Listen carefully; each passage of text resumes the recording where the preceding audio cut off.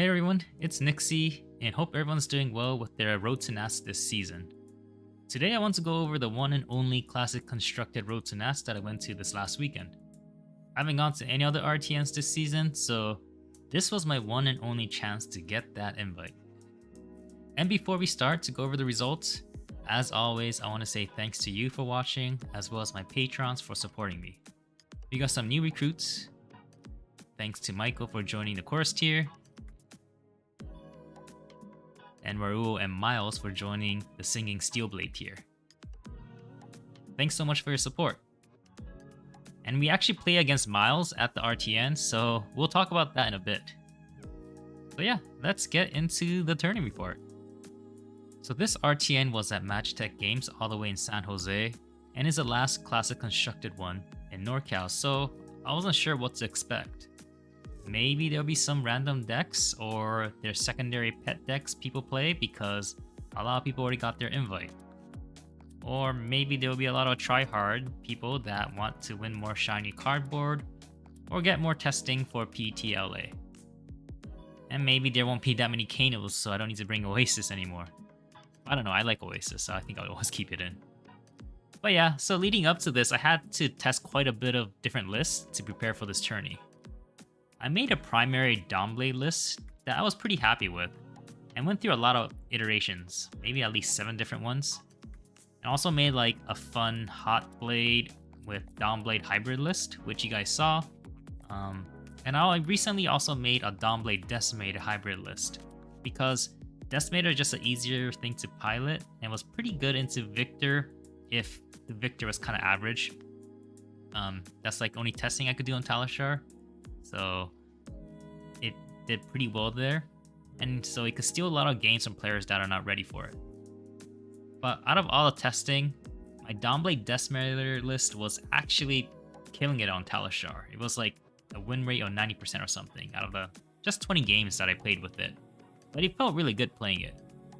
The downside of that list is that I just didn't have enough reps to feel very comfortable with it, and to be honest, Decimator is just kind of boring to play. It's not a playstyle I really enjoy playing, where I just block out and swing back. I really like to play Dory because of the mind games, and not really for just the value I get from just swinging this weapon. So I felt pretty good about my Dawnblade list, so I decided to just play with that. It already has some tech for Guardians and Kano, and it does really well into KO. So that's what I expect that was going to be in the meta at this RTN. So I decided to go with that. Only time Decimator beats out the Dawnblade is if the opponent is stacked with a lot of D-reacts. But I don't expect that a fatigue meta in this current setting. So Dawnblade it is. So next day we go to the tournament. And this tournament starts at 2 p.m. which I think is kind of late. I initially thought it started at like 10 a.m. because that's when other tourney starts, and I was hoping to get home by 8 or so, if I made it to the finals, that is. I was thinking this RTN size will be similar to other CC RTNs in the area, which was around 30 or so players. No, not too bad. It should be around 5 rounds or so. So I'm waiting there and see some of my old friends, which I haven't seen for a while, which is very nice because all I've been doing is playing on Talishar. There's also some really strong players who are also content creators there. People like Oliver from OKNY, who's a crazy strong Illusions player. Carlos and Miles from the Copium, who previously won in top few RTNs and PQs. And also see the crew from Sacramento, which is like Majin Bay, who's a beast as everyone knows, and most likely on Kano. Looping Fiasco is on KO or Phi, and Only Run Very Noob, who is a very strong Guardian player who's mostly going to be on Victor, maybe Bravo. So this event is looking like there are a lot of great players here, and my feeling of even making top 8 is starting to feel a bit lukewarm. At this time, I also noticed that the room is getting pretty packed. The room is pretty big. It's supposed to fit around 60 people, and I think it's around 2/3 full, so at least like 40. So I'm thinking that it's gonna be at least 6 rounds, which is not great because it means it could be a long day. Thankfully, we have Yichin as our judge, so he's planning to run the games as fast and smooth as possible. So then it comes to 2 o'clock, and Yichin announces that there are 46 players at this event. So meaning there will be 6 Swiss rounds, as unfortunately expected. And here's to break down the meta. Very diverse. Thankfully, there's a lot of KO because that's what I want to be playing against. I definitely don't want to play into Prism if possible, but other than that, not too bad. Also, there's one other Dorinthia player, which is pretty cool. I'm hoping the best for them. So, time's called, we get paired up, and I sit down, and my first opponent is Steven, who sits down and presents our heroes, and he is playing Dorinthia, the other Dory in the whole room. So it sucks to play another Dory, but at the same time, I'm happy because I feel very confident in the mirror match. Because I have a lot of experience and I know what the hero can do. So we choose who goes first, which is me, and reveal our equipment. And I see that he flips over Hatchet to dual wield with dynamos. I'm thinking, oh no, this is not good and not what I was hoping for. I was hoping that they're on Dawnblade instead of this. Now if you don't know about Dawnblade versus dual wielding, usually dual wielding is favored because the amazing value you get from dynamos each turn. So the longer the game goes, the more advantage the hatchet build has. And they can also run a lot of D-reacts, including shunts and sinks. And with the shunt build, that's at least 6 unpreventable damage to me, which means that I basically start at 34 health. And for me, on my list, I'm only running like 2 or 3 shunts. So, it's not looking great. So I'm thinking this is going to be a pretty tough battle. So we start playing and trading blows, and as expected, I'm starting to go down in life a little bit faster than him. And I'm trying to see when he has D-reacts by looking at how he blocks, and when he's pitching to try and get a good sense of when he has a D-react in arsenal. So I get to a point where I take some damage to set up a big churn, and I have a feeling that he has a D-react like a sink in arsenal, because in the previous churn he just perfect blocked a swing with go again, and he felt pretty comfortable about it. And the only reason you do that is because you feel safe with a D-react that you have in arsenal or something. So my next turn, I come in and swing for 6 with potential go again, perfect blocks with dynamo and some card for 6, and then I go over a singing into puncture for 5, which is a magic number you want to be at if you expect the opponent to have sinks or fates, because that only covers 4. So then I can see he looks shocked and he thinks for a bit, which tells me he does have that D-react in arsenal. He then says no reaction, so I go over, takes 5, and I get to swing again. He then plays sinks from arsenal, but I have a Blade Fury left, which I didn't play out in the previous attack, so I get to play that right now and get the counter. So I held on to that Blade Flurry because I wanted to get that counter rather than the 2 damage from before, because I knew if that sink was in arsenal, he would just feel pretty safe just playing it, because I had no resources left, so if it's a response, I can't play it to pump it. So now that I have a counter, it put a lot of pressure on him, and he started to have to overblock quite a bit on few turns to try to reset my counter, and I was able to get a lot of tempo from that. At the very end, I got him down low enough, and I was able to kill him with the route plus the overpower for lethal. So, got the win on round 1, thankfully, and it was a tough game, but I'm happy I got the win. Second game against my new patron Miles, who again is a really strong player. He's playing KO, and in this matchup, you really want to go second to be able to put pressure and force blocks, or get an early counter. Unfortunately, I lose the die roll and have to go first. So I get my starting hand, and I draw something really amazing like lead with speed and supremacy. So I played lead to get the agility and attack. It gets blocked out as expected, which is fine. But I arsenal the supremacy, which lets me set up a big, strong second turn because I already have agility tokens. I know I'm gonna have go again. Then Miles plays out agile wind up to make sure that he has go again when he starts his first turn, which is pretty good for him. Then I draw back up, and I see that I have commanding performance and Blade Flurry, which is an amazing hand. So I'm planning to take whatever Miles throws at me. So for those that don't know what commanding performance does, It's an amazing new card from heavy hitters, and it's really great for this matchup because it forces decks like KO, who runs mostly attack actions, to not be able to block. Because if they do block with an attack action, then their arsenal gets destroyed. And KO wants to have 5-card hands to have massive turns, so it really makes it hard for them to block out. So on his turn, he's able to attack with an attack, which I think makes an agility for the next turn, and then claws for like 8 or 9 damage, which I'm happy to take any day. Without any equipment or anything, I just take everything. Then on my turn, I play out Commanding Performance, Supremacy, and Sync for 8 with Go Again from the previous agility. And now as KO with Might and Agility on their board, they don't want to block because that's so much value they would lose if they can't at least attack twice on their turn. So he thinks about it for a bit, decides to not block, and I play out Blade Flurry, which hits for 10 damage, and I draw Pain to Grains, Vigor, Bracers, and attack again for 8. So big damage from me, and he's in a very tough position because he really doesn't want me to get a counter or I'll just run away with the game. So he decides to block with a non-attack and some of his armor, including Tunic, to cover it, which means that I don't get that second hit and get a counter, but I'm pretty happy because I get his Tunic and equipment already. And as the game goes, I try to take a lot of damage head on and use armor on some key attacks like CNC and Send Packing. And I always want to attack with at least holding 2 to 3 cards in hand because I want to play around his flesh bag a lot, where if I only had 1 card left and I'm attacking, he could just flesh bag me and then I won't have the react left in hand to go over.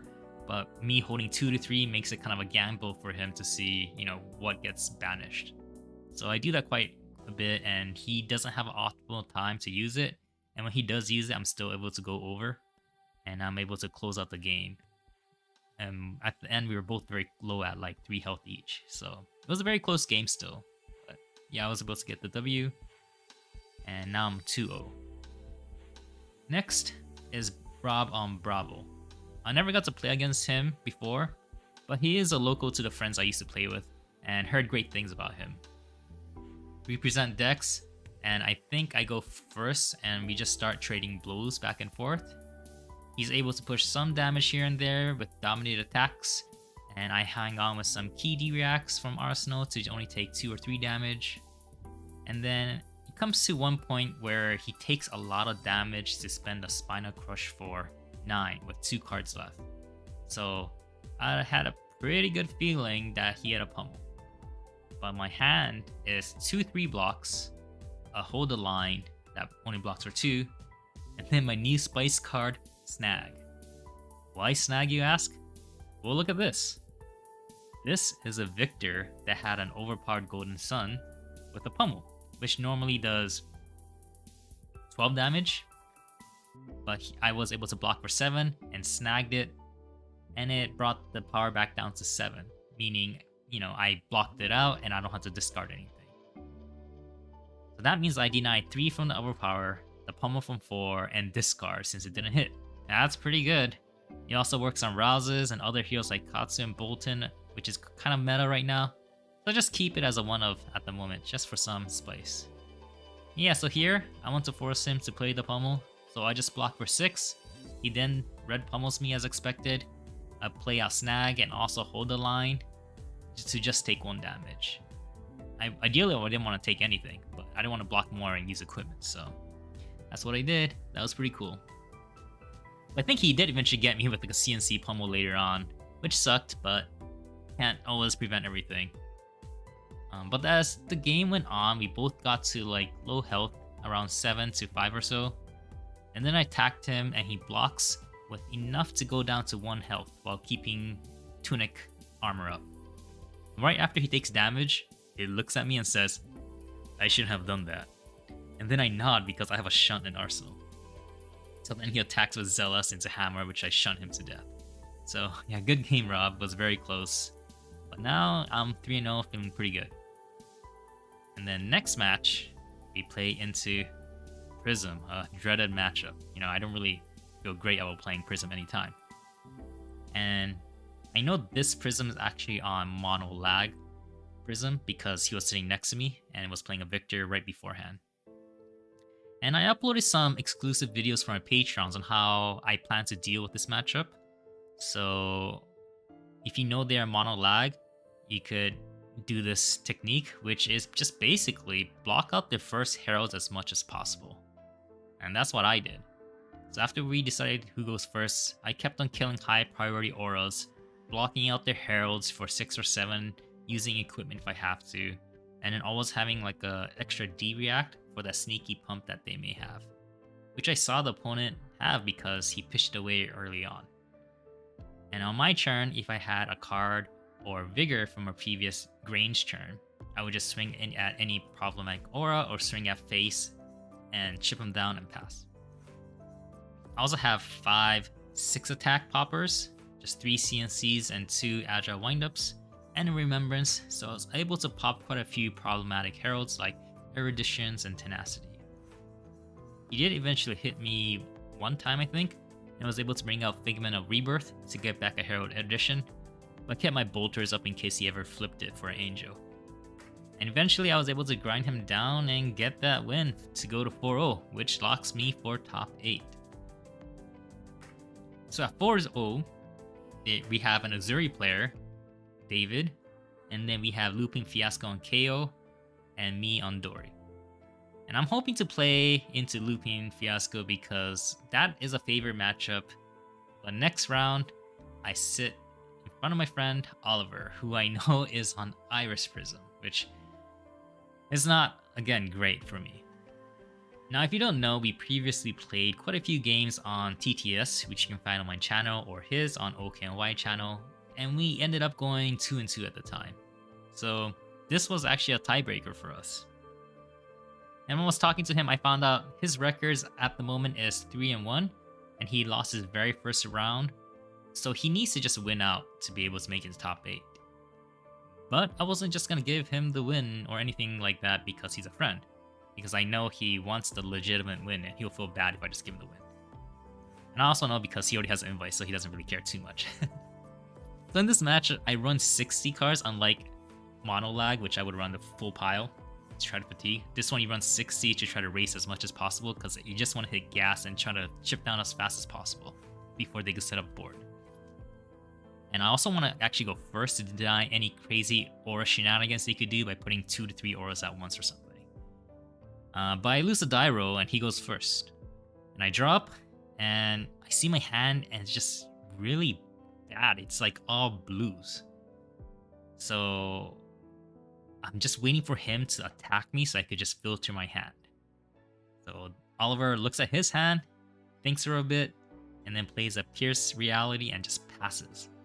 Which is both good and bad, I guess, because I really wanted to filter my hand to, filter, but at the same time he only got to play 1 aura, which is not bad, which means he doesn't have any like good auras to play out or instants. So then on my turn, my hand is really weak. I just decide to attack the aura and pass. And it kind of starts really slow and kind of junk for both of us. We both start off really, really bad and just drawing really clunky hands.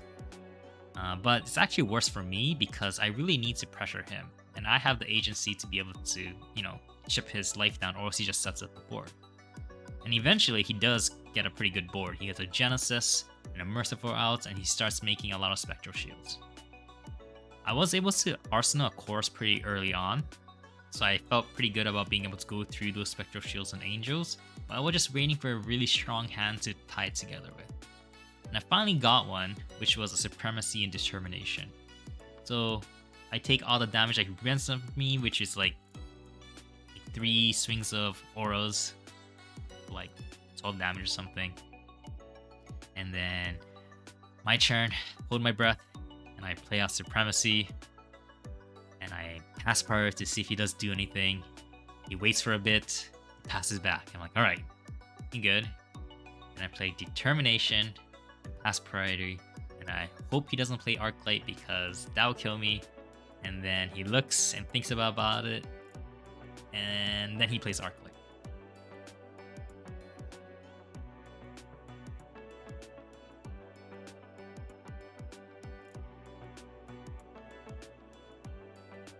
Oh no, that's what I really need. I really need us to hit to start clearing auras and get back. But yeah, that arc light pretty much sealed the deal for me because it pretty much lost a lot of my tempo that I was hoping to get. So it was really hard to claw back from there. Around the end of the game, when I had like 10 health left, finally attack him with a chorus and go through 6 spectral shields.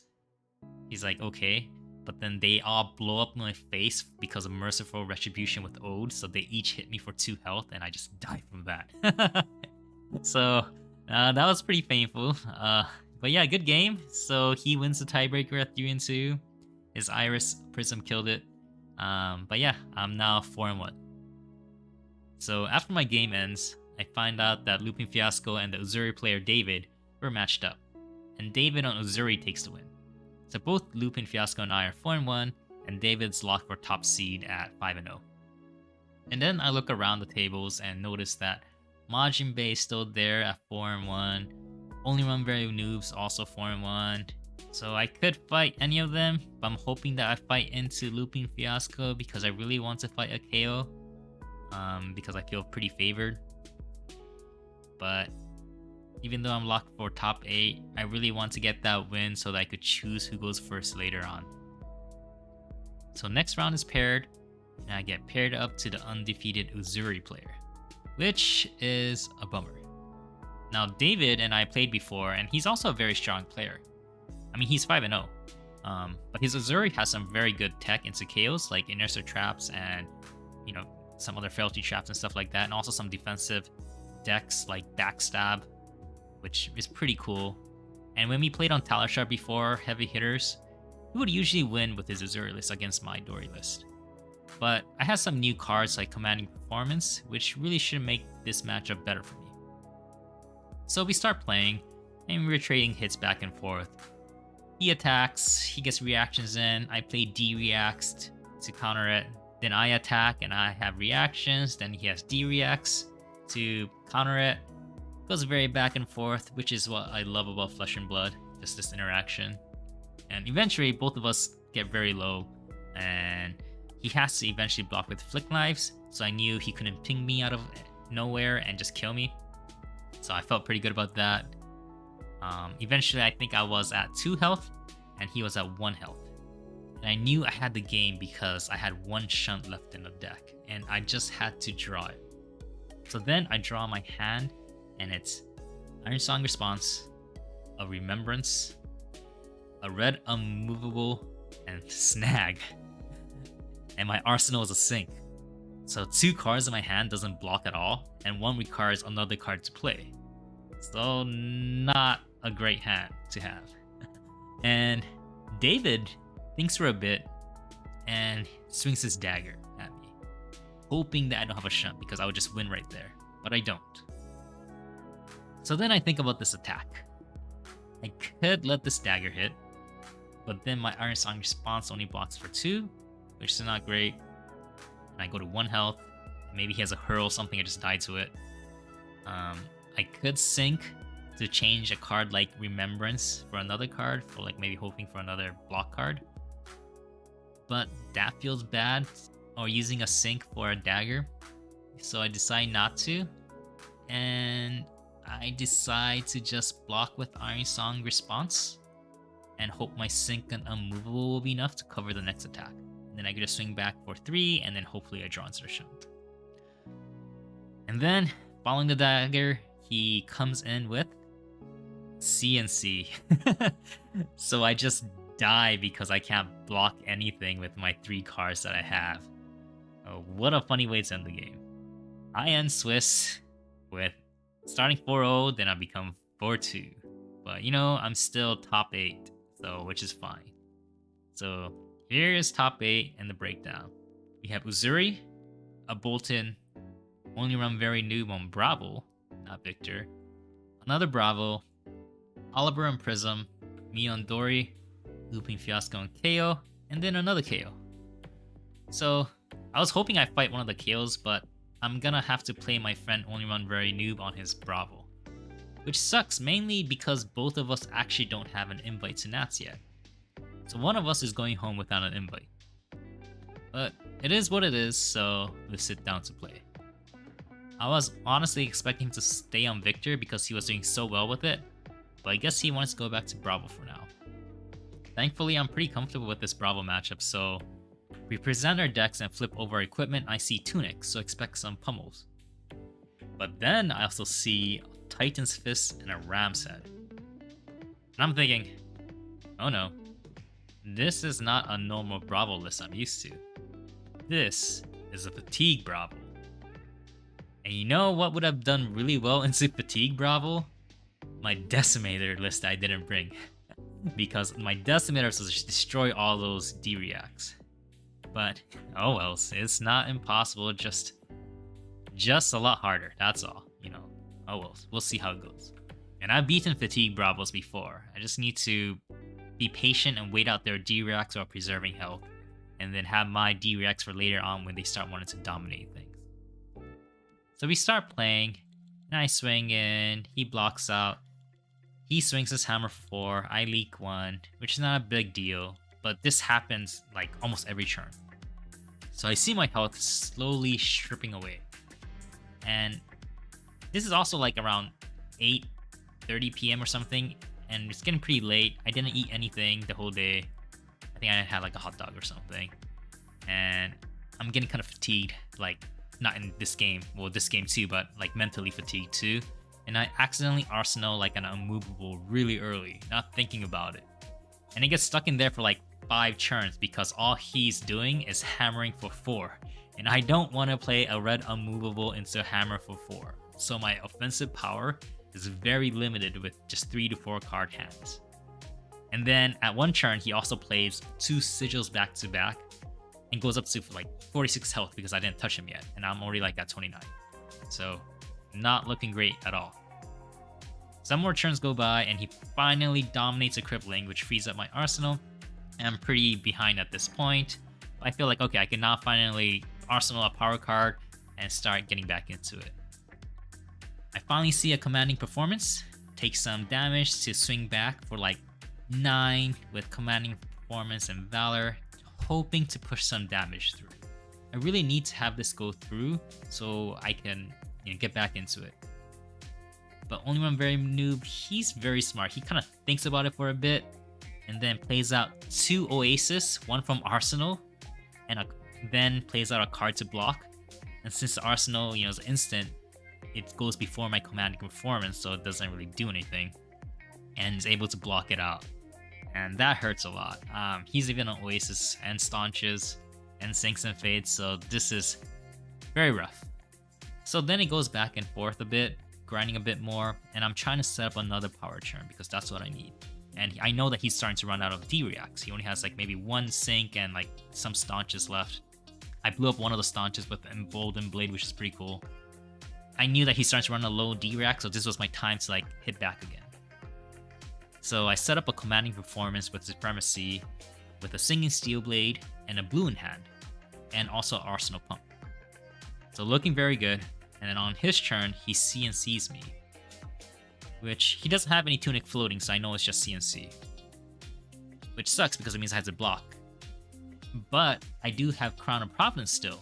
So I was like, okay, I could just block this, sink my arsenal, and get another card, and hopefully I can use it for singing or something. So I put my Crown forward, and he says take 4, and I say, yep, write it down. Then he looks at me and says, destroy arsenal.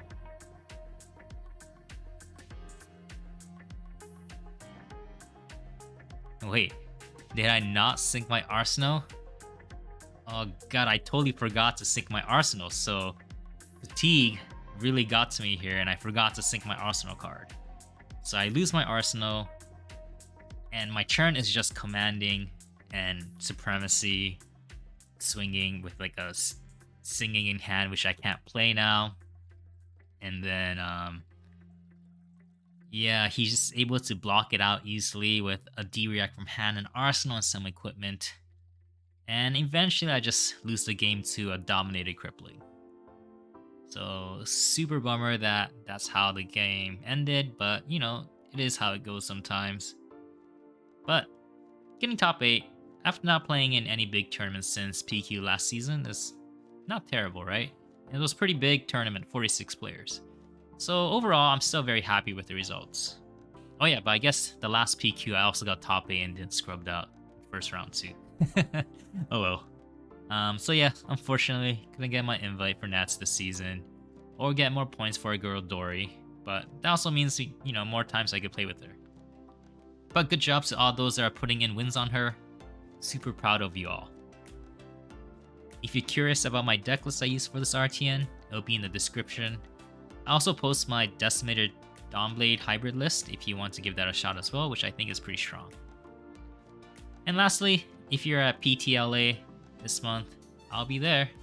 So come say hi, and if you do, I'll give you one of my sleeves while I still have some left. Alright, that's it for now. Thanks for listening. Till next time, take care.